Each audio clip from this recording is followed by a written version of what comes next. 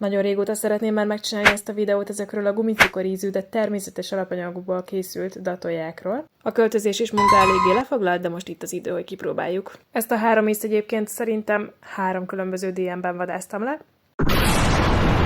És most először ezt a barackosat fogom megkóstolni.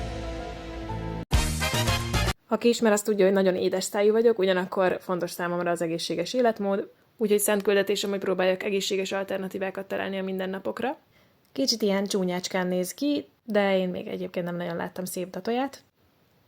És meg kell, hogy mondjam, hogy az ízében nem csalódtam. Hozzáadott cukrot és mesterséges ízesítőt nem tartalmaz, mégis nagyon-nagyon hasonlít ahhoz a barackos savanyú cukros gumicukorhoz, az állaga is, és az íze is. A következő, amit itt kóstoltam, ez a savanyú almás íz volt, és ennek még a barackosnál is szerintem intenzívebb az íze, tök savanyú, és megverném kockáztatni, hogy még annak is ízlene, aki amúgy egyáltalán nem szereti a datóját. Megmondom őszintén, hogy a kólásat már korábban kipróbáltam a videó készítése előtt, de annak nem igazán jött be az íze, ott nagyon érződik a datója mellette, pedig én szeretem a datóját és a kólát is.